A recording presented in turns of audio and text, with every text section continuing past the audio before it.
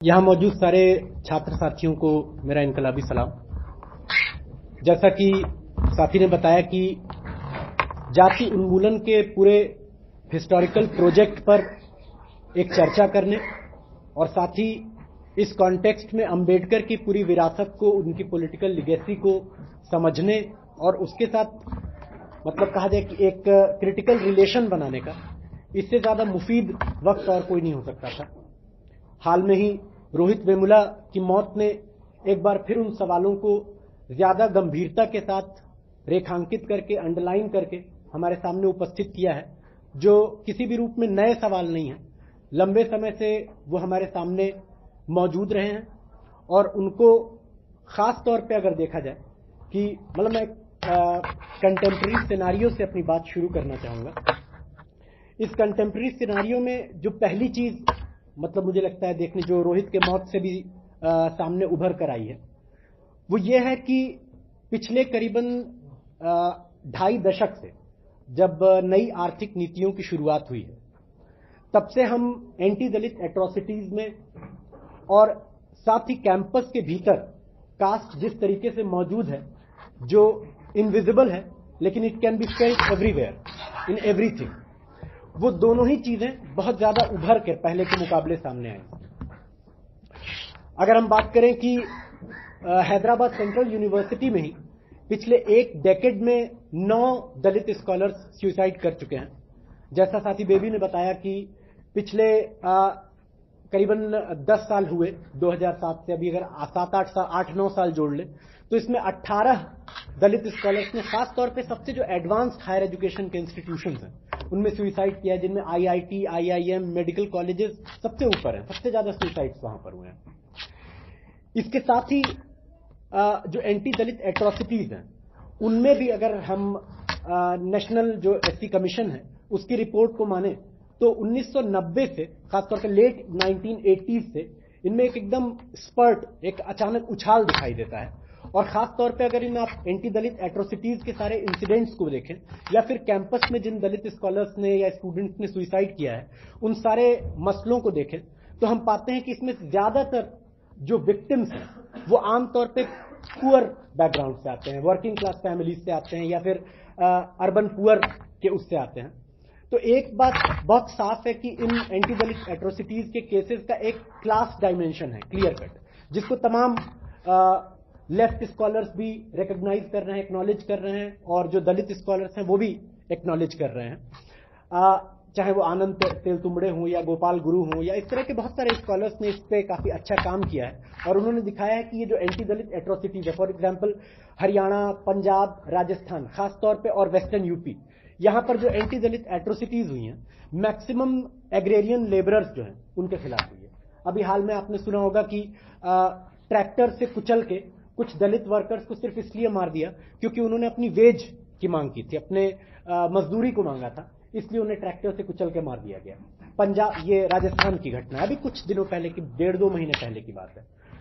पंजाब में थ्रेशर में एक दलित वर्कर का हाथ जो है वो डाल के काट दिया गया, या अभी फरीदाबाद में सुनपेड़ में जो 2 दलित बच्चों को जलाकर मार देने की घटना हुई। इन सारी घटनाओं में अगर आप देखें तो आप पाते हैं कि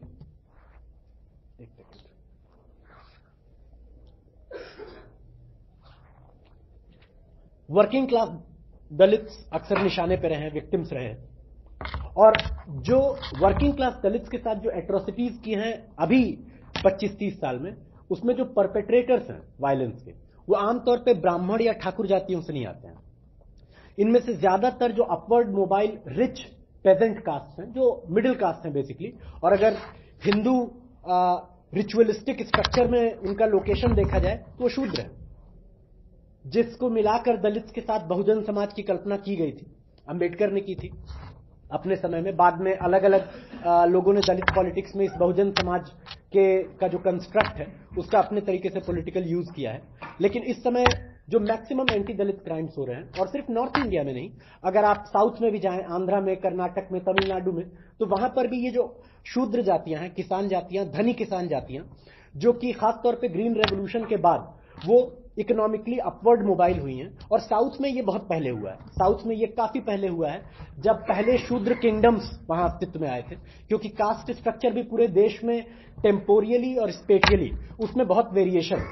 जैसे अगर आप नॉर्थ ईस्ट इंडिया में जाएं, बंगाल में जाएं, असम में जाएं, उड़ीसा में जाएं, या फिर आप साउथ में जाएं, तो जो बीच के दो वर्ण क्लासिकल ब्राह्मणिकल रिचुअलिस्टिक हायरार्की में हैं, वो मौजूद नहीं थे, वैश्य और क्षत्रिय।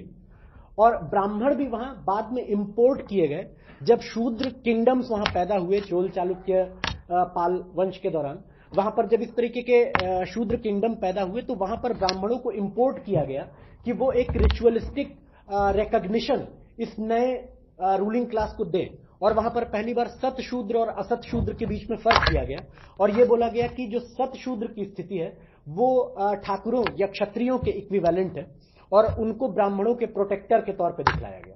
यही काम शिवाजी ने भी अपने टाइम में किया था, जब छत्रपति की उपाधि हासिल करने के लिए उन्होंने एक बनारस से ब्राह्मण को एक तरीके से आयातित किया था, इंपोर्ट किया था, जिसने बहुत मान मनौवल के बाद पैर के अंगूठे से तिलक करना स्वीकार किया था, और फिर पैर के अंगूठे से ही उसने तिलक किया था, और शिवाजी छत्रपति शिवाजी बने थे।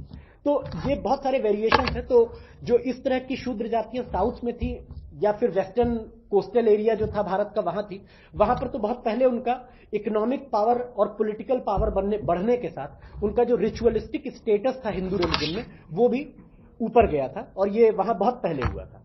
और जो नॉर्थ इंडिया का पूरा, जिसको मिड गैंजेस प्लेन्स बोला है, गंगा के मैदान जो है, वहां पर ग्रीन रेवोल्यूशन के साथ ये जो मध्य जातियों का उभार हुआ है, जिसका पॉलिटिकल एक्सप्रेशन एक दौर में चरण सिंह की राजनीति कर रही थी, चौधरी चरण सिंह की राजनीति कर रही थी, और आज के दौर में उसको अलग अलग स्टेट्स में अलग अलग पॉलिटिकल फॉर्मेशंस कर रहे हैं। वो समाजवादी पार्टी से लेकर जो है वो राष्ट्रीय जनता दल तक, और जनता दल एक टाइम में वो उस क्लास को रिप्रेजेंट कर रहे थे जो रिचुअलिस्टिक हायरार्की में उनका स्टेटस शूद्र का था, लेकिन इकोनॉमिक पावर बढ़ने के साथ एक कुलक जाति के तौर पे, एक रिच फार्मर जाति के तौर पे उनके स्टैब्लिश हो जाने के बाद उनका रिचुअलिस्टिक स्टेटस चाहे जो भी हो, वो डोमिनेंट कास्ट के तौर पे इस्टेब्लिश हो गए। और इसके बाद इस पूरे फेनोमेनन पे काफी सोशियोलॉजिकल वर्क भी हुआ है। अगर आप में से कुछ सोशियोलॉजी के स्टूडेंट होंगे तो आपको पता होगा, ग्लोरिया रहेजा और इस तरह के कई सोशियोलॉजिस्ट ने इस पे काम किया है।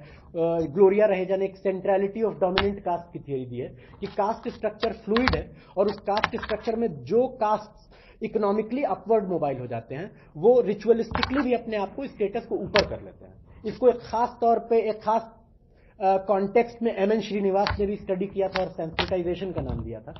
तो मूल उस पर लौटते हुए, थोड़ा सा ये डिटूअर हो रहा है, मूल उस पर लौटते हुए कि ये जो एंटी दलित एट्रोसिटीज हैं, चाहे वो कैंपस में हो रही हों या खेतों में हो रही हों या कारखानों में हो रही हों, इनका एक क्लियर कट क्लास डायमेंशन है। लेकिन इसके साथ साथ ये भी है कि जब ये एट्रोसिटीज हो रही है, तो इन एट्रोसिटीज के खिलाफ जनता को ऑर्गेनाइज करने, लोगों को ऑर्गेनाइज करने और मोबिलाइज करने का काम भी नहीं हो पा रहा है, क्योंकि जो लोग इसको रेजिस्ट कर सकते हैं, जो आप कह सकते हैं वर्किंग क्लास मासेज हैं, वो खुद भी जातियों में बटे हुए हैं। जिसको अंबेडकर ने कहा था कि जाति की समस्या का समाधान इसलिए ज्यादा कॉम्प्लिकेटेड हो जाता है क्योंकि ये सिर्फ डिवीजन ऑफ लेबर नहीं है, बल्कि ये डिवीजन ऑफ लेबरर्स है, एक ग्रेडेड इनइक्वालिटी है, एक श्रेणीबद्ध हायरार्की की व्यवस्था है, जिसमें जो ओप्रेस्ड कास्ट हैं वो भी इसके उन्मूलन के लिए तैयार नहीं होती हैं, क्योंकि वो हमेशा ये देखती हैं कि उनके नीचे भी बहुत लोग मौजूद हैं, और वो जो एक सेलेक्टिव प्रिविलेज उनके पास है, उस सेलेक्टिव प्रिविलेज के साथ दे क्लिंग टू इट, कि नहीं, अगर जाति व्यवस्था जाएगी तो हमारा जो सेलेक्टिव प्रिविलेज स्टेटस है वो भी जाएगा। इस मामले में अंबेडकर का ये ऑब्जर्वेशन बिल्कुल एक्यूरेट था, और इसको आज भी देखा जा सकता है कि आज देखिए कि किस तरीके से रोहित वेमुला की भी जो लड़ाई है, और रोहित वेमुला के लिए जस्टिस की जो लड़ाई है, उसके कॉन्ट्रडिक्शंस जो हैं वो किस तरीके से सामने आ रहे हैं। अगर आप रोहित वेमुला की सुसाइड और उसके लिए न्याय की लड़ाई को आइडेंटिटी के स्ट्रगल पे रिड्यूस करेंगे, तो किस तरीके से वो लड़ाई एक सेल्फ डिफीटिंग लड़ाई बन जाएगी। इसका एक एग्जाम्पल अभी हाल में सामने आया, जब स्मृति ईरानी ने यह कहा कि जिस लड़के के ऊपर केस डालने की बात हो रही है, एन सुशील कुमार, जो एबीवीपी का एक्टिविस्ट है, वो खुद भी ओबीसी है, वो खुद अदर बैकवर्ड क्लासेस से आता है, और सिर्फ इसको एक दलित उसका मुद्दा बनाया जाएगा। रोहित वेमुला का सुसाइड, और रोहित वेमुला जब तक जिंदा था तब तक उसकी लड़ाई सिर्फ एक आइडेंटिटी की लड़ाई नहीं थी, वो एक पॉलिटिकल स्ट्रगल था, वो उस पूरे पॉलिटिकल स्ट्रगल का एक पार्ट था, जो पॉलिटिकल स्ट्रगल आज पूरे देश में राइट विंग पॉलिटिक्स के अपसर्ज के साथ अलग अलग जगह अलग अलग तरीके से हो रहा है। चाहे वो ऑक्यूपाई यूजीसी की लड़ाई हो, या एफटीआईआई के लोगों की लड़ाई हो, या फिर वो लव जिहाद और इस तरह के तमाम बेहुदा किस्म के जो राइट विंग क्या बोलेंगे आप डिजाइन्स हैं, उनको थोपने के खिलाफ जो रेजिस्टेंस हो रहा है, इस पूरे ओवरऑल पॉलिटिकल रेजिस्टेंस का एक पार्ट है। और रोहित वेमुला के लिए आज भी अगर हमें लड़ना है तो एक बात क्लियर है कि आप इसको आइडेंटिटीज का स्ट्रगल बनाएंगे तो ये अपने पांव पर कुल्हाड़ी मारने के समान होगा। इसके दो डायमेंशन, एक डायमेंशन ये है कि रोहित वेमुला को किसने मारा और क्यों मारा। इसका जवाब यह है कि रोहित वेमुला इस समय मोदी सरकार के पूरे फैशिस्ट ऑनस्लॉट जो है, हर किस्म के डेमोक्रेटिक राइट्स पे, विमेंस राइट्स पे, दलित राइट्स पे, उसके खिलाफ वो लड़ रहे थे, रोहित वेमुला और उसके साथी। मुजफ्फरनगर बाकी है कि स्क्रीनिंग से लेकर ये जो प्रचारित किया जा रहा है कि बीफ फेस्टिवल करके मुसलमानों को उकसा रहे थे, ऐसा कुछ नहीं था। या फिर वो याकूब मेनन की, वो सिर्फ याकूब मेनन की फांसी का विरोध कर ही नहीं रहे थे, वो इन जनरल कैपिटल पनिशमेंट का विरोध कर रहे थे। और वो इस चीज का विरोध कर रहे थे कि बहुत ही फ्लिम्सी ग्राउंड्स पे, आपको पता होगा याकूब मेनन पे जो चार्जेस थे, प्रिसाइसली वो चार्जेस संजय दत्त के ऊपर भी हैं, लेकिन याकूब मेनन को वो सोशल कॉन्शियस, सो कॉल्ड जो सामाजिक अंतरात्मा है या अंतश चेतना है, जो भी उसको आप नाम ले लीजिए, उसको तुष्ट करने के लिए, उसको अपीज करने के लिए, उसको प्लेकेट करने के लिए बलि चढ़ाया जाता है। चाहे वो जुडिशियल प्रोसेस के थ्रू हो, जैसा कि अफजल गुरु के साथ और याकूब मेनन के साथ हुआ, या फिर वो एक्स्ट्रा जुडिशियल प्रोसेस हो, जो कि संघी गुंडों की ब्रिगेड सड़कों पर करती है, जब अखलाक को और इस तरह के तमाम अल्पसंख्यक समुदाय के लोगों को बीफ खाने के नाम या सिर्फ इल्जाम पर उनको सड़क पे उनकी लिंचिंग की जाती है। तो ये जो पूरी चीज चल रही है, रोहित वेमुला की लड़ाई इसके खिलाफ, और रोहित वेमुला की इस लड़ाई को उसी तरीके से आगे बढ़ाया जाना चाहिए। जैसे ही आप इसको सिर्फ दलित आइडेंटिटी पे रिड्यूस करेंगे इस लड़ाई को, वैसे ही ये लड़ाई you have already given up, you have already sold your soul to the devil. इसलिए आपको यहां से ये लड़ाई आप शुरू नहीं कर सकते। तो एक तो पहला जो कंटेम्प्रेरी सिनारियो है वो ये है कि बढ़ती हुई एंटी दलित एट्रोसिटीज, और वो किस चीज के साथ कंसाइड करती है, वो कंसाइड करती हैं दो चीजों के साथ। एक जो राइट विंग अपसर्ज हुआ है, जिसकी शुरुआत हम मंदिर मूवमेंट से देख सकते हैं, राम मंदिर आंदोलन के साथ देख सकते हैं, वो उसका पहला माइलस्टोन था, राम मंदिर मूवमेंट। उसका दूसरा माइलस्टोन था मंडल आयोग के खिलाफ जो ब्राह्मणिकल फोर्सेस ने, ब्राह्मणिकल जो ये एपरेटस है, उसने जिस तरीके से जनता के बीच में एक पोलराइजेशन किया। उसका तीसरा स्टेज था 98 में, जब वाजपेयी की सरकार पहली बार 13 दिन, फिर 13 महीने और फिर 5 साल के लिए बनी। उसका चौथा बड़ा माइलस्टोन आया गुजरात का जो जेनोसाइड था, उस जेनोसाइड के साथ। और उसका पांचवा जो बड़ा माइलस्टोन है वो मोदी का सत्ता तक पहुंचना है। और ये 5 बड़े स्टेजेस ब्रॉडली अगर देखें, अगर पीछे अब मुड़कर रेट्रोस्पेक्टिव में देखते हैं, तो ये 5 मेजर स्टेजेस जो right wing Hindu communal fascist upsurge हुआ है, और हिंदू से मेरा मतलब यहां हिंदू रिलीजन से नहीं है, मैं ये जो हिंदुत्व की फिलॉसफी है जिसका फैशिस्ट तरीके से जिसको पेश किया जा रहा है, मैं उसकी बात कर रहा हूं। ये 5 स्टेजेस में ये एक तरीके से आप कह सकते हैं it's a process of becoming of Indian fascism. इस प्रोसेस में Indian fascism it came into its own, ये अपने असली रूप में कल्मिनेट करके अब हमारे सामने आया। इन दोनों, पहली चीज ये है जिसके साथ ये एंटी दलित एट्रोसिटीज का बढ़ना कंसाइड करता है, जिसके साथ ओवरलैप करता है। और दूसरी बड़ी चीज है लेट 1980s में नियो लिबरल पॉलिसीज और ग्लोबलाइजेशन की शुरुआत। आमतौर पे लोग उसको न्यू इकोनॉमिक पॉलिसी के साथ जोड़ के देखते हैं, लेकिन वो पहले ही शुरू हो गया था 1986 में, जब Rajiv Gandhi new education policy और इंस्पेक्टर राज और कोटा राज की खत्म करने की बात उन्होंने शुरू की और कंप्यूटर एज की बात शुरू की। उसी वक्त से those were the precursors of new liberal policy in India, वहीं से शुरुआत हो गई थी।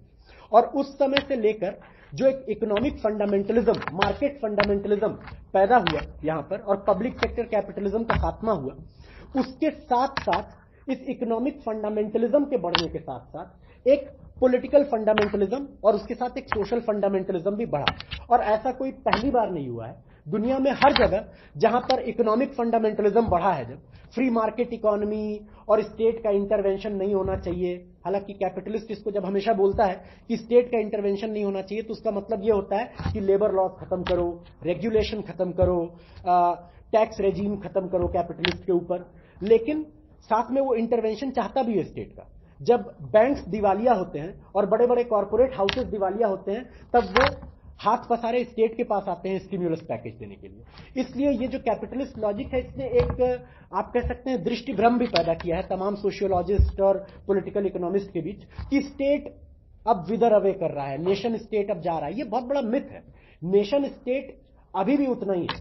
पहले वो वेलफेयरिस्ट स्टेट के तौर पे एक हद तक लोगों के पक्ष में इंटरवेंशनिस्ट था, जनता के पक्ष में इंटरवेंशनिस्ट था, और आज वो नेकेड तरीके से, नंगे तरीके से वो कॉर्पोरेट हाउसेस के पक्ष में इंटरवेंशनिस्ट हो चुका है। और आज हिंदुस्तान में जो नेचुरल रिसोर्सेज का लूट और प्लंडर चल रहा है, उड़ीसा से लेकर नॉर्थ ईस्ट महाराष्ट्र तक, विदर्भ तक, सारी जगहों पर जिन आदिवासियों को कभी छेड़ने का सोचा नहीं गया था, लेकिन अचानक पता लगा कि वो आदिवासी जो हैं वो बॉक्साइट और तमाम नेचुरल रिसोर्सेज के खजाने के ऊपर बैठे हुए हैं, तो अब उनको उजाड़ा जा रहा है। और अगर वो अब अपने हकों के खिलाफ लड़ रहे हैं जल जंगल जमीन के, तो उनको ऑपरेशन ग्रीन हंट और तरह तरह की इस तरह के ऑपरेसिव दमनकारी स्टेट मुहिमें चला के उनको कुचला जा रहा है।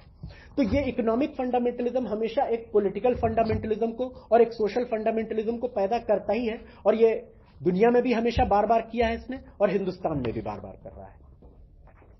और इसके साथ जो चीज हो रही है आज के कंटेम्प्रेरी सिनारियो में, वो हो रहा है आप कह सकते हैं एक तरीके से अंबेडकर का एक सैनिटाइजेशन हिंदू रिफॉर्मर के तौर पर, जो आरएसएस करने का कोशिश कर रहा है कि उनको अंबेडकर को एक जाति भंजक, एक रूढ़ि भंजक, एक रैशनलिस्ट पॉलिटिकल फिलोसोफर के तौर पे और पॉलिटिकल एक्टिविस्ट के तौर पे उनकी इमेज को नष्ट करके उनको एक मामूली सोशल रिलीजियस रिफॉर्मर में तब्दील कर देना, उसके तौर पे उनको सैनिटाइज कर देना, इसकी भी कोशिशें आरएसएस लगातार कर रहा है उनको कोऑप्ट करने की अपनी तरीके से।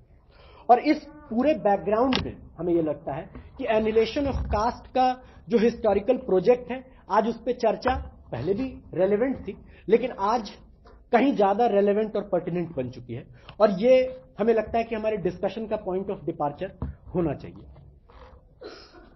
इससे पहले कि अंबेडकर के पॉलिटिकल थॉट और उनके पॉलिटिकल लेगेसी के एक पॉजिटिव अप्रेजल की तरफ हम आगे बढ़े, क्रिटिकल अप्रेजल की तरफ हम आगे बढ़े, उससे पहले यह जरूरी है कि हम अंबेडकर के पॉलिटिकल थॉट और उनके पॉलिटिकल प्रैक्टिस के अब तक जो क्रिटिसिज्म पेश किए गए हैं उन पर भी एक निगाह दौड़ा लें। क्योंकि आज अगर हम यहां बैठकर अंबेडकर के पॉलिटिकल थॉट और उनके पॉलिटिकल प्रैक्टिस के क्रिटिसिज्म के और उसके साथ एक क्रिटिकल रिलेशन बनाने की बात कर रहे हैं, तो ऐसा करने वाले ऑब्वियसली हम लोग पहले लोग नहीं है, बहुत लोग पहले भी ये एक्सरसाइज कर चुके हैं।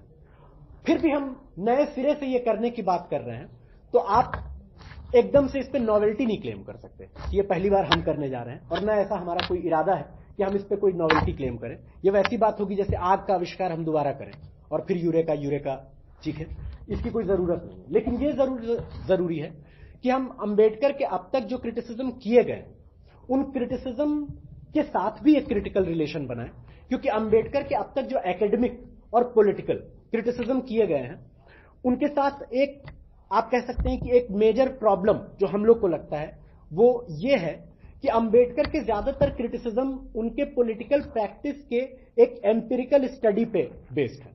कि अंबेडकर ने 1916 में कोलंबिया यूनिवर्सिटी में कास्ट के ऊपर जो पेपर पेश किया, और उस समय से लेकर उनके मौत तक 1956 में, जिसके लगभग महीने डेढ़ महीने पहले उन्होंने कन्वर्जन उनका हुआ था बुद्धिज्म में, ये जो 40 साल का एकेडमिक, और कोई भी करियर प्योरली एकेडमिक करियर नहीं होता, हर एकेडमिक करियर का एक पॉलिटिकल एस्पेक्ट होता है, चाहे एकेडमिशियन इस बात को लेकर अवेयर हो या ना हो, लेकिन उनका जो एकेडमिक और पॉलिटिकल करियर है उसका एक स्टडी अब तक जो क्रिटिकल उसके अप्रेजल्स किए गए हैं, उनका एक मेजर लैकुना ये है कि उनको इस चीज पे रिड्यूस किया जा सकता है कि वो अंबेडकर की इनकंसिस्टेंसी पे बहुत फोकस करते हैं।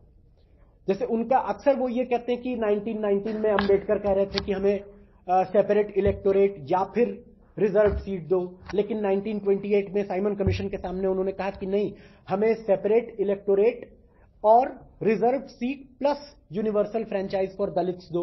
उसके बाद 1932 में वो कह रहे थे कि नहीं, हमें सेपरेट इलेक्टोरेट ही चाहिए। उसके बाद इसको इस तरफ से बाहर कर दिया जाए, या अगर ये भी बैठना चाहे तो बैठने दो, कोई दिक्कत नहीं। तो dogs for the first species that came out of jungle with human beings. So there is a long history of humanization of dogs. Anyway, तो अंबेडकर के ज्यादातर क्रिटिसिज्म की प्रॉब्लम ये है कि वो इस इनकंसिस्टेंसी पे खत्म होते हैं. अब ये क्रिटिसिज्म एकेडमिक लोगों द्वारा किए गए हैं, बहुत सारे दामले ने किया है, अपने टाइम में अलग अलग लोगों ने किया है, एसजी सरदेसाई ने किया है, रेवोल्यूशनरी लेफ्ट मूवमेंट की तरफ से किया गया है, सीपीआई ने जब तक वो रेवोल्यूशनरी थी 1951 तक, और उसके बाद एमएल मूवमेंट की तरफ से भी, मार्क्सिस्ट लेनिनिस्ट मूवमेंट जो नक्सलवाड़ी रेबेलियन के बाद अस्तित्व में आया, जिसको आज नक्सल मूवमेंट बोला जाता है, वो नक्सल मूवमेंट की तरफ से भी अंबेडकर का क्रिटिसिज्म किया गया है. नुआंसेस में बहुत डिफरेंस है, अगर आप बारीकियों में जाएंगे तो इन सारे क्रिटिसिज्म्स में काफी डिफरेंस है, लेकिन इनमें एक जो कॉमन थीम है वो ये है कि Ambedkar was not consistent in his political idea and in his political practice. लेकिन प्रॉब्लम यह है कि इस क्रिटिसिज्म का जवाब अंबेडकर अपने लाइफ टाइम में ही देते हैं. अंबेडकर ने उस समय कहा था, और अपने टीचर जॉन ड्यूई को कोट करते हुए कहा था, कि consistency is a virtue of an S.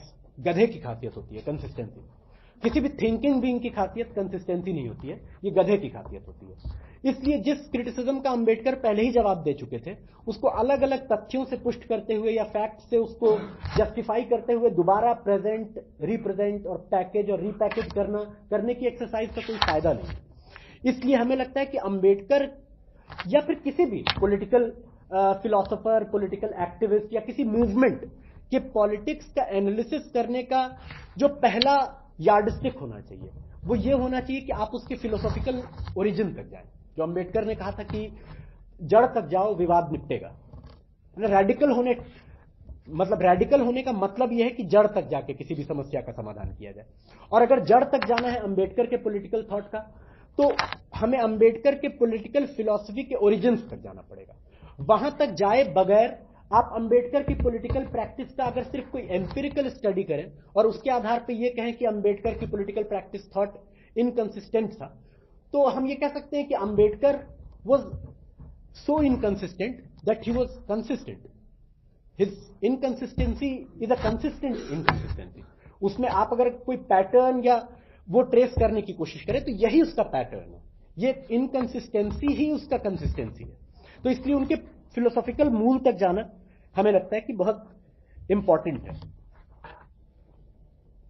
अब चूंकि यहां पर लेफ्ट मूवमेंट की भी चर्चा आई है, इसलिए अंबेडकर के पॉलिटिकल फिलॉसफी के ओरिजिन तक जाने से पहले रेवोल्यूशनरी लेफ्ट मूवमेंट ने किस तरीके से कास्ट और अंबेडकर दोनों के सवाल से किस तरीके से डील किया, इसको भी क्रिटिकली समझना बहुत जरूरी है.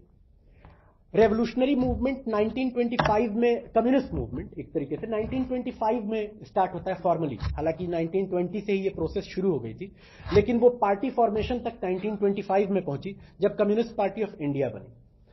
ये कम्युनिस्ट पार्टी ऑफ इंडिया जब बनी, उस बनने के दौर से लेकर 8 साल तक कम्युनिस्ट पार्टी बिना किसी रेवोल्यूशन के प्रोग्राम के हिंदुस्तान में काम कर रही थी. और एक उसका मेजर वीकनेस था जो भगत सिंह ने भी पॉइंट आउट किया था और बाद में अलग अलग रेवोल्यूशनरी थिंकर्स ने पॉइंट आउट किया कि उसका वीकेस्ट पॉइंट था उसका इंटेलेक्चुअल साइड.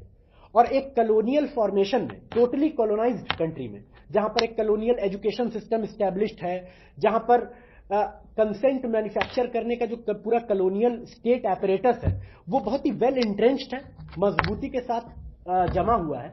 वहां पर जो कम्युनिस्ट मूवमेंट पैदा हुआ, जो नेशनलिस्ट मूवमेंट पैदा हुआ, इवन जो एंटी कास्ट मूवमेंट पैदा हुआ, उसका ओरिजिनल थिंकिंग की इन सब में ही कमी थी. और रेवोल्यूशनरी कम्युनिस्ट मूवमेंट में भी एक कमी थी. बजाय इसके कि मार्क्सिज्म की जो फिलॉसफी है, मार्क्सिज्म की फिलॉसफी के जनरल अप्रोच और मेथड को लेकर पर्टिकुलर इंडियन सिचुएशन को एनालाइज करें क्रिटिकली, ज्यादातर इंडियन कम्युनिस्ट ने अपने देश में क्या करना है इसका प्रोग्राम भी बोरो किया बाहर. Major influences British communist party थी. इसका कारण यह भी था कि ब्रिटिश कम्युनिस्ट पार्टी ने ही शुरू में वर्कर्स को ऑर्गेनाइज करने का एक तरीके से काम हिंदुस्तान में शुरू किया. स्प्रैट और ब्रैडली नाम के 2 एक्टिविस्ट को मुंबई भेजा गया, बॉम्बे उस समय बॉम्बे भेजा गया कि वो वहां ट्रेड यूनियन मूवमेंट को ऑर्गेनाइज करें. तो इंडियन कम्युनिस्ट पार्टी का शुरू से ही एक डिपेंडेंस ब्रिटिश कम्युनिस्ट पार्टी पे तो क्लियर कट था. रजनी पामदत्त उसमें थे, क्लोज कांटेक्ट में रहते थे जो शुरुआती फाउंडिंग मेंबर्स थे सीपीआई के ब्रिटिश कम्युनिस्ट पार्टी से. दूसरा मेजर इन्फ्लुएंस था जर्मन पार्टी का और बोल्शेविक पार्टी का, रशियन पार्टी का, और एक दौर के बाद चाइनीज पार्टी का 30s से. और ज्यादातर कम्युनिस्ट पार्टी ने अपने देश की सिचुएशन, हिंदुस्तान की सिचुएशन का कोई ओरिजिनल क्रिएटिव स्टडी करने के बजाय अपने प्रोग्राम्स को वहां से बोरो किया। और यही कारण था कि 8 साल तक बिना किसी प्रोग्राम और बिना किसी सेंट्रल कमेटी के, अपने बिना किसी लीडिंग बॉडी के 1933 तक कम्युनिस्ट पार्टी काम करती रही। 1933 में एक लीडिंग बॉडी बनी, लेकिन कोई प्रोग्राम फिर भी नहीं, प्रोग्राम का कोई पॉलिसी स्टेटमेंट तक कम्युनिस्ट पार्टी ने नहीं अपनाया। तो और वो प्रोग्राम का पॉलिसी स्टेटमेंट अपनाया जब 1951 में, तब तक सीपीआई एक पार्लियामेंट्री लेफ्ट पार्टी बन चुकी थी। तेलंगाना का पेजेंट रेबेलियन कुचला जा चुका था। सीपीआई एक तरीके से नेहरू के सामने सरेंडर कर चुकी थी। डांगे का धड़ा और पीसी जोशी का और राजेश्वर राव का जो समझौता परस्त धड़ा था, वो सीपीआई में हावी हो चुका था। और उन्होंने एक तरीके से नेहरू का कांग्रेस की पूंछ में कंघी करने की भूमिका जो है वो स्वीकार कर ली थी। और एक ऐसे समय में उन्होंने रेवोल्यूशन का एक प्रोग्राम अपनाया, रेवोल्यूशन के एक प्रोग्राम रिलेटेड स्टेटमेंट को अपनाया 51 में। लेकिन जब क्रांति करनी ही नहीं थी, तो क्रांति का प्रोग्राम आप अपना भी लेंगे तो उसको कोल्ड स्टोरेज में रखेंगे, इससे ज्यादा तो आप कुछ करेंगे नहीं। तो सीपीआई जब रेवोल्यूशन के रास्ते से विपथगमन कर चुकी थी, डिपार्ट कर चुकी थी, उस समय उसने एक प्रोग्राम के स्टेटमेंट को अपनाया। तो इंडियन कम्युनिस्ट मूवमेंट जो है वो इंडियन सिचुएशन के पिक्यूलियरिटीज का, पर्टिकुलरिटीज का, यहाँ के कॉन्ट्रडिक्शन की स्पेसिफिसिटी का, उसकी विशिष्टता का इसने कभी कोई क्रिएटिव अध्ययन किया ही नहीं। और इंडियन सिचुएशन को ही टोटैलिटी में समझ पाने में वो नाकाम रही। इसका ये कतई मतलब नहीं है कि इंडियन कम्युनिस्ट मूवमेंट ने कुछ किया नहीं। एम्पिरिकली वो वर्कर्स को ऑर्गेनाइज कर रहे थे, ट्रेड यूनियंस को ऑर्गेनाइज कर रहे थे, वो किसान सभा का एक्सपेरिमेंट मिड 1920s से कर रहे थे। और किसान सभा में उन्होंने दलित क्वेश्चन को बहुत प्रोमिनेंटली उठाया था। उन्होंने टाइटल हटाओ आंदोलन आंध्र किसान सभा में चला था, जिसका असर आज तक है, क्योंकि कुछ इलाकों में आज तक वो टाइटल लगाने की परंपरा ही नहीं है। ये कम्युनिस्ट मूवमेंट की ही देन थी वहां पर, रेवोल्यूशनरी कम्युनिस्ट मूवमेंट की। लेकिन उनका कास्ट का क्वेश्चन हो या जेंडर का सवाल हो या वर्कर्स के बीच में जो कास्ट सेग्रीगेशन काम करता है उसको डील करने का सवाल हो, इन सब से वो एम्पिरिकली डील करते थे और बहादुरी के साथ डील करते थे, लड़ते थे। तेलंगाना के रेबेलियन में उन्होंने हजारों गांवों को, 3000 गांवों को मुक्त कराया। हजारों मील का क्षेत्र जो है वहां पे उन्होंने 1.5 साल तक पीपल्स गवर्नमेंट चलाई। और वहां पीपल्स गवर्नमेंट में ये ज्यादातर कौन लोग थे? लैंडलेस लेबर था। और इस लैंडलेस लेबर और जो काश्तकार किसान, टेनेंट पेजेंट थे, इसमें 98% जो है वो दलित और शूद्र किसान जातियां थी, जिन्होंने ये एक्सपेरिमेंट कम्युनिस्ट पार्टी के नेतृत्व में चलाया। तो दो चीजें हैं। कम्युनिस्ट पार्टी ने एम्पिरिकली कास्ट के क्वेश्चन को उठाया। 1926 में एटक, जो कि उस समय अभी भी है एटक, सीपीआई की ट्रेड यूनियन थी, all India trade union Congress, उसमें कांग्रेस के लोग भी सक्रिय थे, लेकिन मेनली उसमें हेजेमनिक पावर सीपीआई था। उसने 1926 में कास्ट के खिलाफ एक रेजोल्यूशन पास किया था, मच बिफोर टेक्सटाइल मिल में जो स्ट्राइक की कंट्रोवर्सी अंबेडकर के साथ हुई थी, उससे काफी पहले उन्होंने कास्ट के खिलाफ एक रेजोल्यूशन पास किया था। किसान सभा में रेजोल्यूशन पास किया गया था कास्ट के खिलाफ, और उसके खिलाफ लगातार काम करते थे। वहां पे ट्रेड यूनियन एक्टिविस्ट एक बहुत फेमस थे, मराठे करके, वो उच्च जाति से आते थे महाराष्ट्र में, और वो दलित बस्ती में ही रहते थे, वहीं जाते थे, उन्हीं के साथ खाते थे। वो सारे कमेंसल प्रेजुडिसेस के साथ बैठ के खाना नहीं है, अनटचेबिलिटी, इन सबको तोड़ के कम्युनिस्ट एक्टिविस्ट ने, और काफी अच्छे घरों से आने वाले, सवर्ण घरों से आने वाले कम्युनिस्ट एक्टिविस्ट ने ये जो टाबू था कास्ट का, इसको तोड़ा और काम किया। लेकिन ये सब कुछ एम्पिरिकल था। एम्पिरिकली कास्ट जहां सामने आ रही थी उससे वो लड़ रहे थे, जिसको आप कह सकते हैं एक तरीके से सिम्टोमेटिक रिएक्शन था। सिम्टम जो सामने आ रहा था, उस सिम्टम पे कम्युनिस्ट मूवमेंट रिएक्ट कर रहा था, रेडिकल तरीके से रिएक्ट कर रहा था, रेवोल्यूशनरी तरीके से रिएक्ट कर रहा था।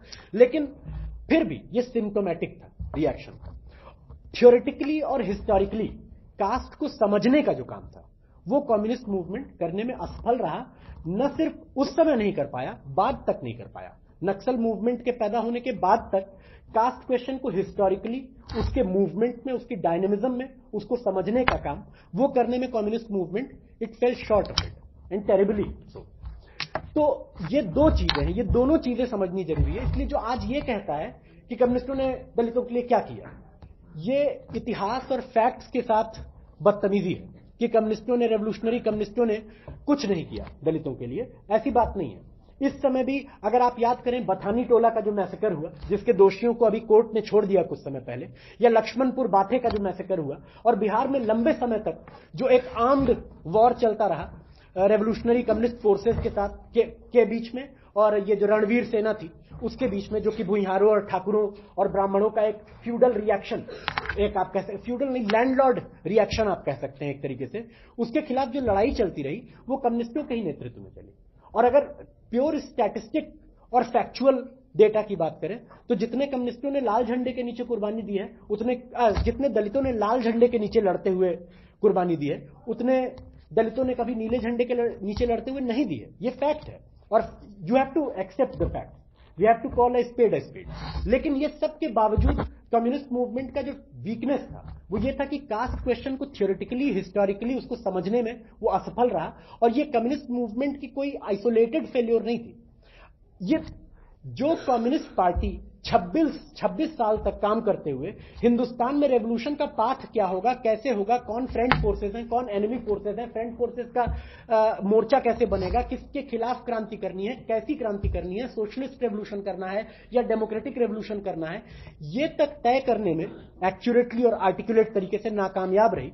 उस कम्युनिस्ट पार्टी से यह उम्मीद करना कि वो कास्ट, जेंडर, एनवायरमेंट, इन सारे सवालों पर एक बैलेंस्ड स्टैंड ले पाता, यह हमें लगता है कि आकाश कुसुम की अभिलाषा करने के समान है। ये मांग, ये डिमांड ही बहुत गलत है एक ऐसे कम्युनिस्ट मूवमेंट से जो इंटेलेक्चुअली इतना वीक रहा था, historically right from its inception, अपनी शुरुआत से जो इतना वीक रहा था। इसलिए कम्युनिस्ट मूवमेंट का जो बड़ा लैकुना था वो उसके कास्ट को न समझने की उसकी फेल्योर को कम्युनिस्ट मूवमेंट के ओवरऑल पॉलिटिकल फेल्योर के एक पार्ट के तौर पे देखा जाना चाहिए। वरना आप इस नतीजे पे पहुंचेंगे कि रेवोल्यूशनरी कम्युनिस्ट मूवमेंट जो है वो ब्राह्मणिकल प्रेजुडिसेस का शिकार था और वो ब्राह्मण्स उसमें लीडरशिप में थे। क्योंकि अक्सर ये सवाल पूछा जाता है कम्युनिस्ट पार्टी में के सेंट्रल कमेटी में दलित कौन था। इसके जवाब में ये पूछा जा सकता है कि इंडिपेंडेंट लेबर पार्टी के लीडिंग कोर में मजदूर कौन था, नहीं था कोई।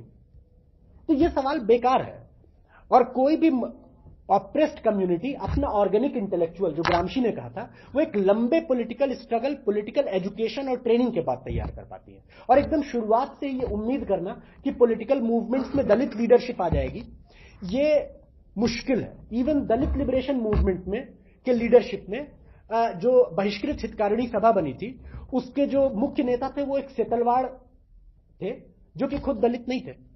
तो ये कहना कि दलित मूवमेंट की लीडरशिप में कौन है और उसका पर्टिकुलर पर्सन का आइडेंटिटी एनालिसिस करने लगे कि ये कौन है, कहां पैदा हुआ, इट्स नॉट पॉलिटिकल एनालिसिस। और पॉलिटिकल एनालिसिस की जानी चाहिए। तो इसलिए कम्युनिस्ट मूवमेंट का फेल्योर यहां पर हम ट्रेस कर सकते हैं कि उसका जो ओवरऑल आइडियोलॉजिकल पॉलिटिकल फेल्योर था हिंदुस्तान के सिचुएशन को समझ पाने में, वहां पर देखा जाना चाहिए। अब इस लंबे लंबे डिटूअर्स के बाद मूल चर्चा पे आते हैं कि अंबेडकर का जो पॉलिटिकल थॉट और पॉलिटिकल प्रैक्टिस था, उसका पॉलिटिकल इवैल्यूएशन कहां से शुरू किया जाए। जैसा कि मैंने पहले भी कहा, मेरा मानना है उसकी शुरुआत अंबेडकर के फिलोसॉफिकल ओरिजिन से की जानी चाहिए कि अंबेडकर का फिलोसॉफिकल क्या बोला जाए, कमिटमेंट किस आइडियोलॉजी, किस फिलॉसफी के प्रति था, और यहां से ही उनकी पॉलिटिक्स निकल के आ रही थी। और इस मामले में हमें लगता है कि अंबेडकर के मुंह से ही ये बात सुनी जानी चाहिए। उनके बारे में किन्हीं ऑब्जर्वर्स ने क्या लिखा, क्या नहीं लिखा, ये हमें नहीं लगता कि उतना इंपॉर्टेंट है। अंबेडकर खुद इस बारे में क्या कहते थे, ये हमें लगता है समझना सबसे इंपॉर्टेंट है। एक बात तय है कि अंबेडकर के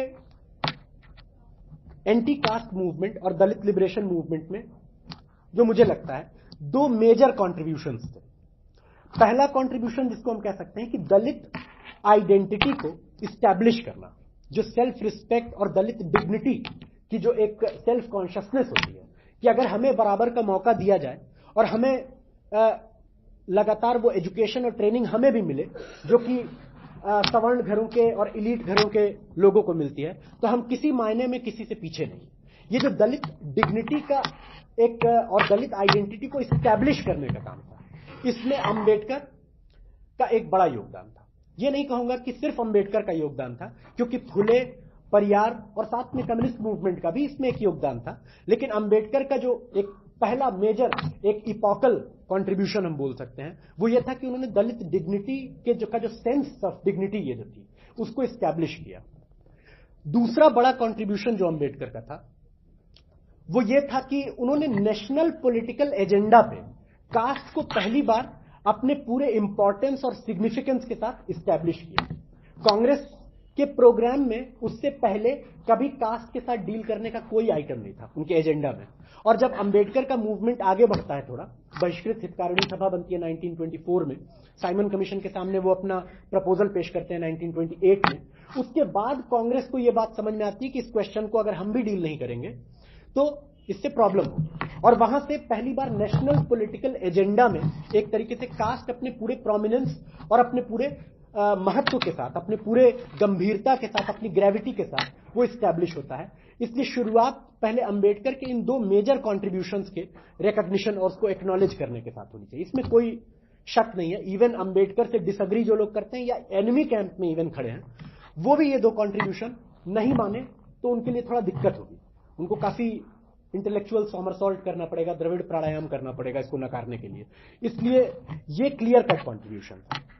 लेकिन अंबेडकर का जो फिलोसॉफिकल आप कह सकते हैं कि एक तरीके से ओरिजिन है, उसके बारे में अंबेडकर खुद बहुत ही फ्रैंक थे और इसको कभी अंबेडकर ने छिपाया नहीं। अंबेडकर जो उन्होंने बार बार कहा भी है कई जगह, एनिलेशन ऑफ कास्ट में, स्टेट एंड माइनॉरिटीज में, untouchables, who are they and why they became untouchable, इस तरह की जो तमाम उनके वर्क्स हैं उनमें अपने इस चीज को एक्नॉलेज करते हैं, जिसमें वो साफ तौर पे बोलते हैं कि मेरी पूरी पॉलिटिक्स और मेरा पूरा intellectual life I owe to John Dewey. John Dewey जो कि कोलंबिया यूनिवर्सिटी में उनके टीचर थे, एक तरीके से उनके फ्रेंड, फिलोसोफर, गाइड थे, और अमेरिकन फिलॉसफी में प्रैग्मेटिस्ट फिलॉसफी का एक मेजर, आप कह सकते हैं हाई प्रीस्ट उनको बोल सकते हैं, जो प्रैग्मेटिस्ट फिलॉसफी के एक मेजर फिगर थे। और अंबेडकर इस मामले में ऑनेस्टली उन्होंने ड्यूइयन प्रैग्मेटिज्म जो था अपने पॉलिटिकल प्रैक्टिस में, अपने फिलोसॉफिकल व्यूज में, अपने सोशल प्रोग्राम में उससे कभी ज्यादा डेविएट नहीं किया। इसका यह कतई मतलब नहीं है कि अंबेडकर ने जो कुछ कहा उसको ड्यूइयन प्रैग्मेटिज्म पे रिड्यूस किया जा सकता है, लेकिन इतना तय है कि अंबेडकर ने जो कुछ कहा उसमें उनके लिए एक गाइडिंग लाइट का काम वो ड्यूई का पॉलिटिकल थॉट कर रहा था। एक आप कह सकते हैं आइडियोलॉजिकल कंपास, जैसे होता है ना जब समुद्र में जहाज उतरता है तो कंपास का जो रोल होता है उस जहाज के लिए, उस जहाज और जहाजियों के लिए, वही रोल ड्यूइयन प्रैग्मेटिज्म का अंबेडकर के लिए था। अब हमारी मतलब मुझे लगता है कि थोड़ा टाइम इस पे खर्च किया जाना चाहिए ये समझने के लिए कि ड्यूइयन प्रैग्मेटिज्म या इन जनरल प्रैग्मेटिज्म था क्या, और वो किस हिस्टोरिकल कॉन्टेक्स्ट में अमेरिका में पैदा हुआ, और वो किस तरीके से इन्फ्लुएंशियल वहां के पॉलिटिक्स में हुआ, और वो किस तरीके से अंबेडकर ने उससे सीखा, उससे लिया और उसको अपनी गाइडिंग फिलॉसफी के तौर पे स्वीकार किया। अमेरिकन आप कह सकते हैं कि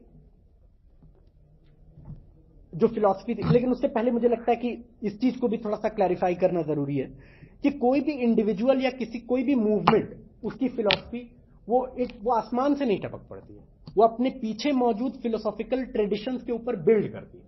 वो कोई एकदम से it doesn't drop from the sky just like that.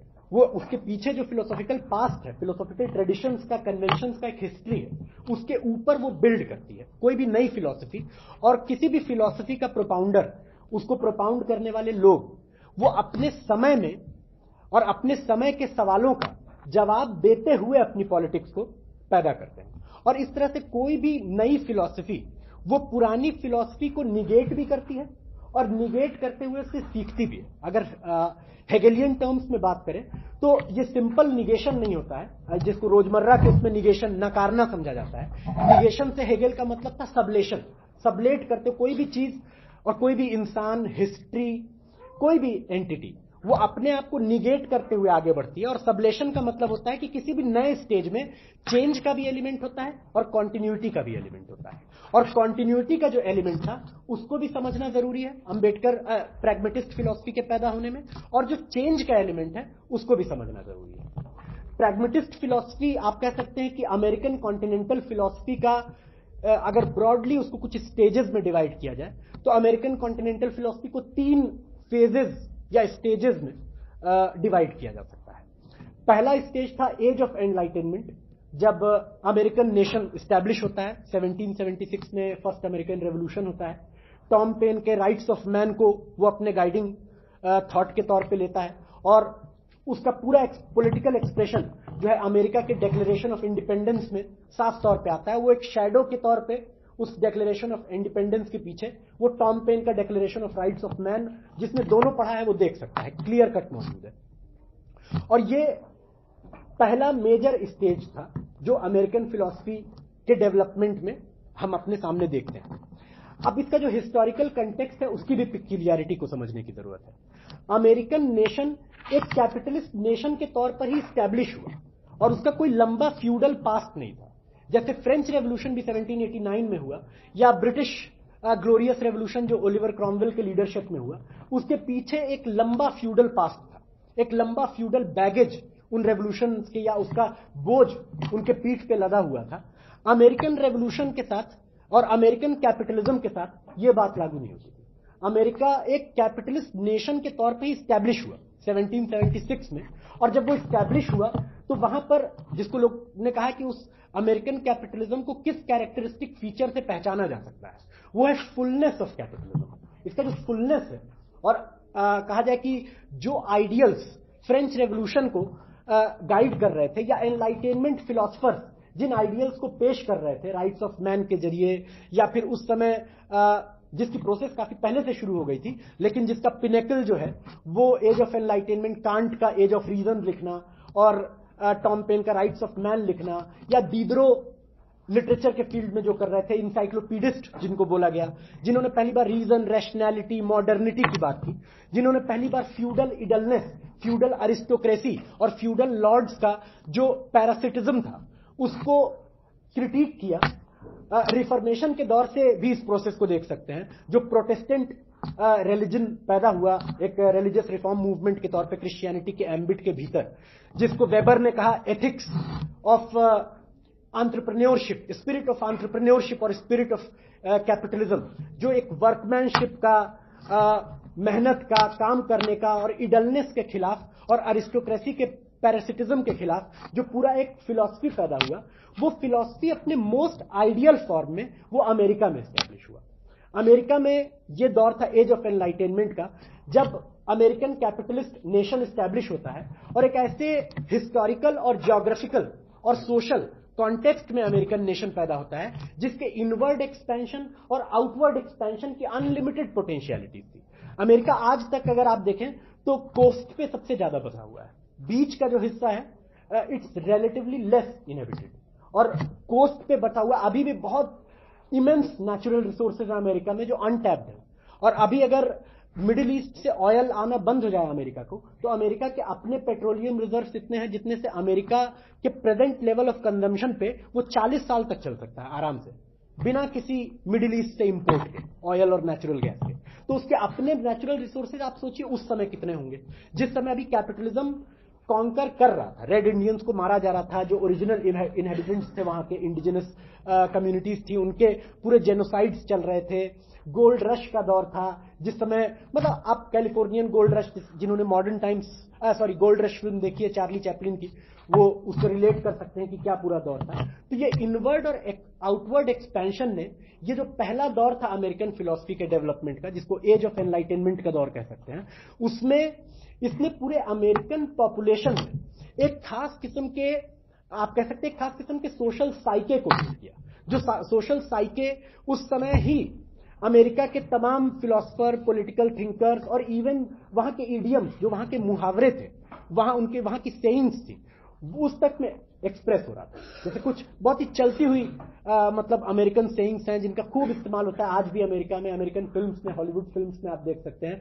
जैसे कि आई ट्राई एनीथिंग वंस, मैं किसी भी चीज को एक बार ट्राई करूंगा, या व्हाट इट्स गुड फॉर, इसका क्या फायदा है ना, या फिर pursuit of happiness, pursuit of wealth, एक खास किस्म की इंडिविजुअलिस्ट फिलॉसफी और एक खास किस्म का फ्री चॉइस का फिलॉसफी, जो फ्री चॉइस और इंडिविजुअलिज्म की फिलॉसफी फ्यूडल अरिस्टोक्रेसी, ऑटोक्रेसी और प्लूटोक्रेसी के खिलाफ उसके रिएक्शन में पैदा हुई थी। और उस दौर में अमेरिकन नेशन के डेवलपमेंट में उसका एक प्रोग्रेसिव रोल था, इसमें कोई शक की बात नहीं है। दूसरा मेजर स्टेज जो अमेरिकन फिलॉसफी में आता है, जिसको आप बोल सकते हैं ट्रांसेंडेंटलिज्म, ये ट्रांसेंडेंटलिज्म का स्टेज आता है 1860s में, जबकि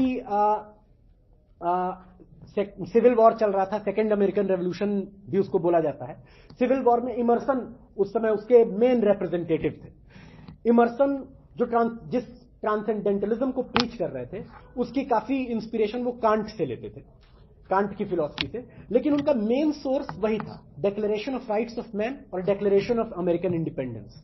ये दोनों से ही वो सीख रहे थे। इमर्सन ने कहा भी था कि I am just a traveller, I don't have a baggage of past on my back, I just do, मैं बस करता हूं। क्योंकि ये जो पूरा एक एथिक, वर्क एथिक, ये वर्कमैनशिप का जो एक पूरा एथिक था, ये अमेरिकन सोशल साइके में तब तक बहुत गहरे से बैठ चुका था। और इवन जो लोग भी थे, आम जनता भी थी, वो भी इस पूरे सोशल आइडियोलॉजी से काफी हद तक आप कह सकते हैं कि सोशल आइडियोलॉजी ये हेजेमोनिक बन चुकी थी, सोशली हेजेमोनिक बन चुकी थी। इमर्सन के दौर के बाद के साथ ही जो है अमेरिकन कैपिटलिज्म का एक नया दौर शुरू होता है। ये तो दो मेजर फिलोसॉफिकल माइलस्टोन्स थे, एज ऑफ एनलाइटेनमेंट, ट्रांसेंडेंटलिज्म। इस 1860 सिविल वॉर के बाद, जिसमें नॉर्थ और साउथ, मॉडर्न कैपिटलिस्ट नॉर्थ और स्लेवोक्रेसी को लागू करने वाले साउथ, प्लांटेशन इकोनॉमी को लागू करने वाले साउथ के बीच में लड़ाई हुई। लिंकन फिल्म जिन्होंने देखी है वो थोड़ा सा उससे रिलेट कर सकते हैं, जो अमेरिकन हिस्ट्री के स्टूडेंट्स हैं वो मुझसे बेहतर समझते होंगे इस चीज को। तीसरा जो दौर जो होता है वो बहुत जल्दी शुरू होता है, क्योंकि अमेरिकन कैपिटलिज्म एक नए फेज में एंटर करता है 1860 से, और यहीं से प्रैग्मेटिज्म का दौर शुरू होता है। आप कह सकते हैं कि लेट 1860s 1870s से, जब अमेरिकन कैपिटलिज्म फ्री कंपटीशन से मोनोपोलाइजेशन के दौर में प्रवेश करता है। और ये मोनोपोलाइजेशन और बिग कैपिटल और कॉर्पोरेट कैपिटल के डोमिनेंस के एस्टैब्लिश होने की प्रोसेस 1860 से लेकर end of second world war तक मतलब अनहिंडर्ड तरीके से चलती है। जिस समय अमेरिका में फ्री कंपटीशन का दौर था, अमेरिकन कैपिटलिज्म अभी इनवर्ड पोटेंशियलिटीज को अपने एक्सप्लॉइट कर रहा था, आउटवर्ड पोटेंशियलिटीज को एक्सप्लॉइट कर रहा था। उस समय वहां पर जो कैपिटल और लेबर का कॉन्ट्रडिक्शन था वो बहुत उभर के सामने नहीं आ रहा था, क्योंकि अभी डेवलपमेंट, वहां कैपिटलिस्ट डेवलपमेंट की पोटेंशियलिटीज अभी पूरी तरीके से एग्जॉस्ट नहीं हुई थी। और इस वजह से वहां वर्किंग क्लास और कैपिटलिस्ट क्लास के बीच का कॉन्ट्रडिक्शन भी बहुत उभर के सामने नहीं आ पा रहा था। इसी दौर में अमेरिकन कैपिटलिज्म जो है वो मोनोपोलाइजेशन के दौर में प्रवेश करता है, और मोनोपोलाइजेशन के साथ जो है एक और प्रोसेस शुरू होती है, जिसको आप कह सकते हैं कि डिस्पोजेशन की एक प्रोसेस शुरू होती है। जो स्मॉल ओनर्स थे, स्मॉल प्रोप्राइटर्स थे, पेटी बुर्जुआ जिसको आप बोल सकते हैं मार्क्सिस्ट टर्मिनोलॉजी में, हालांकि मार्क्सिस्ट टर्मिनोलॉजी उससे पहले से मौजूद है ये टर्मिनोलॉजी, लेकिन जो पेटी बुर्जुआ स्मॉल प्रोप्राइटर्स का क्लास था, जो छोटे मोटे धंधे करता था, वो उजड़ना शुरू होता है। और उसके डिस्पोजेशन और उसके अपरूटिंग के साथ अमेरिका में एक पूरा मूवमेंट खड़ा होता है, एक पॉपुलिस्ट किस्म का मूवमेंट, जो कि वास्तव में वर्कर्स का मूवमेंट नहीं था। उन वर्कर्स का मूवमेंट नहीं था who have nothing to lose, ये उस पेटी बुर्जुआजी का मूवमेंट था जिसके सर पे डिस्पोजेशन की तलवार लटकी हुई थी।